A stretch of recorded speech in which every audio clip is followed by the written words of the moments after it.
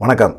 திரும்பவும் அமித்ஷா அதிமுக, பாஜக கூட்டணி ஆட்சி தான் தமிழ்நாட்டில் 2026 அப்படின்னு சொல்லியிருக்கிறாரு. அதுக்கப்புறமா பார்த்தீங்கன்னா, செல்லூர் ராஜு பண்ணை வீட்டில் 17 கோடி ரூபாய் கொள்ளை அடிக்கப்பட்டிருக்குது அப்படின்னு சொல்கிறாங்க. 17 கோடிங்கிறது அவர் சொல்கிற கணக்கு. ஆனால் கிட்டத்தட்ட ஒரு 200 கோடிக்கு மேலே கொள்ளையடிச்சிட்டு போயிட்டானுங்க அப்படிங்கிறது தான். இந்த 2 விஷயங்களை பற்றி தான் பார்க்க போகிறோம். முதல்ல நம்ம சேனலை நீங்கள் சப்ஸ்கிரைப் பண்ணியிருந்தீங்க அப்படின்னா ரொம்ப நன்றி. சப்ஸ்கிரைப் பண்ணாமல் பார்த்தீங்கன்னா நம்ம சேனலை சப்ஸ்கிரைப் பண்ணிடுங்க. முதல்ல செல்லூர் ராஜுக்கு என்ன நடந்துச்சு அப்படிங்கிறத பார்க்கலாம். முதல்ல செல்லூர் ராஜு 22ஆம் தேதி முருகர் மாநாடு மதுரையில் நடந்துச்சு. அவர் முருகர் மேலே பக்தி உள்ளமான், எப்பயுமே திருநீர் குங்குமம் இல்லாமல் வெளியே வரவே மாட்டார் மனுஷன். பவுடர் அடித்தோன்னா அதை அப்பிடுவார். அப்படிப்பட்ட ஒரு மனுஷனுக்கு இந்த மதுரையில் முருகர் மாநாடு நடக்குது. முருகர் மாநாட்டுக்கு போகலாமா வேணாமா அப்படிங்கிற ஒரு எண்ணம் தயக்கம் அவருக்கு இருந்துக்கிட்டே இருந்தது. இந்து முன்னணி நடத்துகிறாங்க. அவர் எடப்பாடி பழனிசாமிகிட்ட கேட்குறாரு, எடப்பாடி பழனிசாமி நீங்கள் போயிட்டு வாங்கினா உங்களுக்கு பத்திரிக்கை வச்சுருந்தாங்க அப்படின்னா நீங்கள் போயிட்டு மரியாதை நிமித்தமாக கலந்துட்டு வாங்க, அதில் என்ன தப்பு இருக்குது, ஒன்றும் பெருசாக தப்பு கிடையாதுல்ல அப்படின்னு சொல்லி அவங்க போயிட்டார். போனால் அங்கே போனால் ஆர்பி உதயகுமார், கடம்பூர் ராஜு எல்லாமே உட்காந்துருக்குறாங்க. இவரும் போய் உட்காந்துட்டார். மனுஷனும் சரி என்னவோ முருகர் மாநாடு நடத்துகிறாங்க, சரி முருகரை பற்றி புகழ்ந்து பேசுவாங்க, அங்கே போய் கந்த சஷ்டி கவசம்லாம் வாசிப்பாங்க, நம்மளும் வாசிச்சுட்டு வரலாம் அப்படின்னு நினைக்கும் போது, அவர் முருகர் மாநாட்டில் கலந்துருக்கும் போது அவர் பண்ணை வீட்டில் ஒரு சம்பவம் நடந்து போச்சு. மனுஷன் அதை கொஞ்சம் கூட எதிர்பார்த்துருக்கவே மாட்டார் அவர். ஏன்னா அந்த மாநாட்டுக்கு போனால் பவன் கல்யாண் இருக்கிறாரு, அண்ணாமலை இருக்கிறாரு, எல்லாருமே பங்கேற்கிறாங்க. அப்படிங்கும்போது நமக்கு ஒரு முக்கியத்துவம் கிடைக்குன்னு சொல்லி தான் அவர் போகிறார். ஆனால் போனவர் மறுநாள் தான் பண்ணை வீட்டுக்கே போக வேண்டிய ஒரு சூழ்நிலை ஆகிப்போச்சு. மறுநாள் பண்ணை வீட்டுக்கு போகிறாரு. போனால் பண்ணை வீட்டுக்குள்ளே இருக்கிற பெட்டியெல்லாம் அடித்து நொறுக்கி உடச்சி அதுக்குள்ளே இருந்த பணத்தெல்லாம் திருடிட்டு போயிட்டானுங்க. அந்த பெட்டியை பார்த்தோன்னே எவனோ தெரிஞ்சவன் தாண்டா ஆட்டையை போட்டான் அப்படிங்கிற ஒரு எண்ணம் அவருக்கு வந்துருச்சு. பதறிட்டார் மனுஷன். பண்ணை வீட்டில் 2026 தேர்தலுக்கு செலவுக்காக அந்த பணத்தெல்லாம் பதுக்கி வச்சுருந்தாரு அப்படின்னு சொல்கிறாங்க. அவருடைய பணம் கிடையாதுங்க. அது ஃபுல்லாக பார்த்திங்கன்னா எடப்பாடி பழனிசாமி அனுப்பின பணம், தேர்தல் செலவுக்காக அனுப்பின பணம். அந்த பணத்தை மதுரை சுற்று வட்டாரங்களில் செலவு பண்ணுறதுக்காக ஏற்கனவே அனுப்புனது. அதை பண்ணை வீட்டில் வச்சுருந்தாரு. பண்ணை வீடு எங்கே இருக்குதுன்னா தோரிமான், மதுரையிலேருந்து கொஞ்சம் தூரம் தள்ளி போனால் தோரிமான் அப்படிங்கிற ஒரு பகுதியில் ஒரு பண்ணை வீடு வச்சுருக்கிறாரு.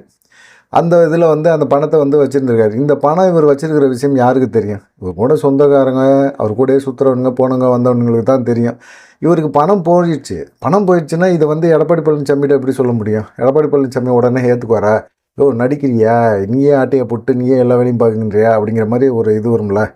அதனால இவர் என்ன பண்ணுறதுன்னு தெரியல. இப்போ திருடு போயிடுச்சு பணம், இத்தனை கோடி திருடு போயிடுச்சு.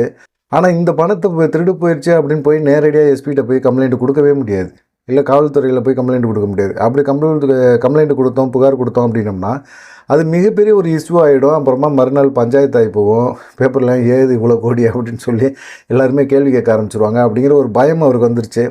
சரி இது நம்ம டைரெக்டாக கம்ப்ளைண்ட்டு கொடுக்காமல் எப்படி மூவ் பண்ணலாம் அப்படின்னு தெரியும்போது தான் அவருக்கு அமைச்சர் மூர்த்தி ஞாபகம் வருது. உடனே அண்ணே அப்படின்னு ஒரு ஃபோனை போட்டுறாரு. அண்ணே அத்தனையும் போயிடுச்சுண்ணே, தேர்தல் செலவுக்காக இவ்வளோ கோடி வச்சுருந்தானே, அதை அவர் குறிப்பிட்டு சொல்லும்போது ஒரு 17 கோடி வச்சுருந்தானே அப்படிங்கிற மாதிரி அவர் சொல்லியிருக்காரு.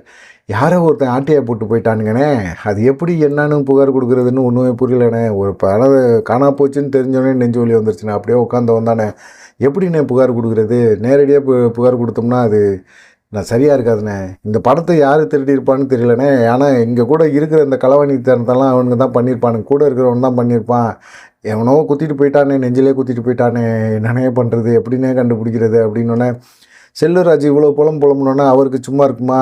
என்னண்ணே கவலைப்படாதீங்க, நான் பார்த்துக்கிறேன், நீ ஒன்றும் இது பண்ணாதீங்கண்ணே, நம்பிக்கையோடு இருங்கண்ணே, எல்லாம் கிடச்சிரும், விடுங்க பாசிக்கலாம் அப்படிங்கிற மாதிரி. உடனே அவர் என்ன செஞ்சார், செல்லூர் ராஜுக்கு ஆறுதல் சொன்னதோட எஸ்பிக்கு ஃபோனை போட்டேப்பா, இது மாதிரி இதை ஒரு பர்சனலாக இது பண்ணிக்கோங்க, டீல் பண்ணிக்கோங்க, எப்படியாவது பணத்தை கண்டுபிடிச்சி கொடுத்துருங்கப்பா அப்படிங்கிற மாதிரி சொல்லியிருக்காரு. எஸ்பி என்ன பண்ணியிருப்பார், கம்ப்ளைண்ட் கொடுக்காம எப்படி நம்ம ஆக்ஷன் பண்ணுறது, நடவடிக்கை எடுக்கிறது? பணம் போயிடுச்சு அப்படின்னம்னா அவங்க ஒரு புகார் கொடுக்கணும், நம்ம அதை தான் சரி பண்ணணும். புகார் கொடுத்தா தானே நம்ம கம்ப்ளைண்ட் எடுக்க முடியும் அப்படிங்கிற மாதிரி எஸ்பின்னு சொல்ல, ஏதாவது ஒன்று பண்ணுங்கப்பா, ஏதோ ஒன்று எஃப்ஐஆர் போட்டு ஏதோ ஒன்று செஞ்சு கொடுங்கப்பா அவருக்கு. அவர் பண்ணை வீட்டை உடச்சிட்டாங்க அப்படிங்கிற மாதிரியாவது ஒரு இதை புகார் தர சொல்கிறேன், அதை வாங்கிக்கிட்டு ஒரு எஃப்ஐஆரை போட்டு அதுக்கப்புறமா ஒரு இது பண்ணுங்கப்பா அப்படிங்கிற மாதிரி சொல்லியிருக்கார்.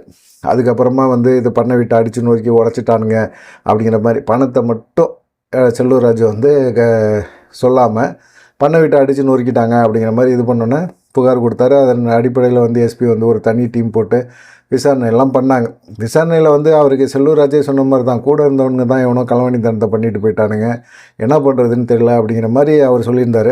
அவரும் ஒரு சந்தேக லிஸ்ட் வச்சுருப்பார்ல, நம்ம கூட எப்படி எப்படியெல்லாம் போகிறானுங்க, எப்படி எப்படியெல்லாம் பார்க்குறானுங்க, நம்ம பணம் வச்சுருக்க விஷயம் அவனுக்கு தெரியும் அப்படிங்கிற மாதிரி பண்ணுவார்ல. அப்படி பண்ணதில் பார்த்திங்கன்னா அவருக்கு டவுட்டு, செல்லூர் ராஜுக்கு ஒரு டவுட் இருக்குங்களா, அந்த செல்லூர் ராஜுக்கு வந்த டவுட்டில் ஒரு வக்கீல், அவர் கூட வக்கீலுக்கு படிக்கிற ஒரு ரவுடி, இப்படி வந்து அவங்க மேலெல்லாம் இவருக்கு சந்தேகம் இருந்திருக்கு. அந்த சந்தேகத்தின் அடிப்படையில் வந்து அவங்கள சொல்லியிருக்கிறாரு. அவங்களெல்லாம் வந்து கரெக்ட் பண்ணிட்டாங்க, போலீஸ் வந்து கவர் பண்ணிட்டாங்க. கவர் பண்ண பிறகு அவங்கள்ட்ட விசாரிக்கும் போது என்ன நடக்குது அப்படின்னா, இவர் செல்லூர் ராஜு குடும்பத்தை சேர்ந்த ஒரு கும்பல் தான், ஒரு நபர்கள் தான் என்ன செய்கிறாங்க, இந்த பணத்தெல்லாம் ஆட்டையை போடுன்னு சொல்லி இந்த வக்கீலையும், இந்த வக்கீலுக்கு படிச்சுக்கிட்டு இருக்க இன்னொரு ரவுடியுமே வந்து இவங்க ஆள் வச்சு வேலை பார்த்துருக்குறாங்க அப்படிங்கிற ஒரு விஷயம் தெரிய வந்திருக்கு. இதனால் வந்து என்னென்னா செல்லூர் ராஜுக்கு பயங்கரமான ஒரு டென்ஷன் ஆகிப்போச்சு. சரி, அப்புறமா என்ன செய்யுது, இந்த விஷயத்தை வந்து எஸ்பி வந்து அமைச்சருக்கு சொல்கிறாரு. அமைச்சர் வந்து செல்லூர் ராஜுக்கு பேசுகிறாரு. ஆனால் கவலைப்படாதானே, எல்லாம் ஒரு நல்ல செய்தி தான், சீக்கிரமாக உங்களை தேடி பணம் வந்துடும், நீங்கள் ஒன்றும் கவலைப்படாதீங்க, ஆளை பிடிச்சிட்டாங்க, பணம் எங்கே இருக்குங்கிறத தெரிஞ்சுக்கிட்டாங்க, கண்டிப்பாக உங்களுக்கு வந்து பணம் வந்து சேர்ந்துருமே அப்படிங்கிற மாதிரி சொல்லிட்டாரு. சொன்னோன்னே செல்லூர் ராஜுக்கு ஒரு ரொம்ப சந்தோஷம், அப்பா சாமி நம்ம பணம் கிடச்சிருச்சுரா அப்படிங்கிற மாதிரி ஒரு எண்ணத்தில் இருக்கார். ஆனால் செல்லூர் ராஜு சொன்னது 17 கோடி கணக்கில் சொன்னது. ஆனால் மற்றபடி பார்த்திங்கன்னா தேர்தல் செலவுக்காக வச்சுருந்த பணம் அப்படின்னு சொன்னாலும் கிட்டத்தட்ட அவர் வந்து ஒரு 80 கோடியாவது போட்டு தள்ளியிருப்பார், 200 கோடியாவது அவர் இப்போ வச்சுருந்துருப்பார் அப்படிங்கிற மாதிரி தான் சொல்கிறாங்க. பார்க்கலாம் என்ன நடக்கும் அப்படின்னு சொல்லிட்டு. செல்லூர் ராஜுக்கு இப்போ தான் கொஞ்சம் நிம்மதி வந்திருக்குது அப்படிங்கிற மாதிரி சொல்கிறாங்க.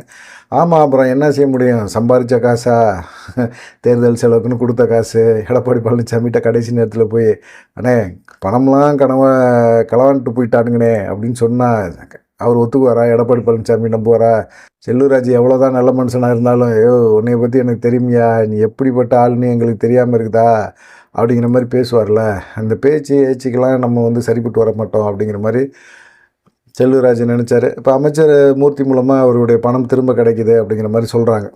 சரி, இன்னொரு மிக முக்கியமான ஒரு விஷயம் என்னன்னு கேட்டிங்கன்னா, 2026 தேர்தலில் தமிழ்நாட்டில் தேசிய ஜனநாயக கூட்டணி ஆட்சி தான் அமையும் அப்படின்னு சொல்லிட்டு ஒரு தனியார் சேனலுக்கு வந்து அமித்ஷா வந்து பேட்டி கொடுத்துருந்தார். அந்த பேட்டியில் வந்து அவர் திரும்பவும் அதை தான் சொல்கிறார். திரும்பவும் அதிமுக பாஜக கூட்டணி ஆட்சி தான் அப்படிங்கிறத சொல்கிறாரு. ஆனால் அதிமுகவில் தான் முதலமைச்சர் வேட்பாளர் தேர்வு பண்ணப்படுவாங்க, அது எடப்பாடி பழனிசாமி தான் முதலமைச்சர் வேட்பாளர் அப்படிங்கிறதுல அமித்ஷா தெளிவாக சொல்லிகிட்டு இருக்கார். கூட்டணி ஆட்சிங்கிறத திரும்பவும் உறுதிப்படுத்துகிறாரு.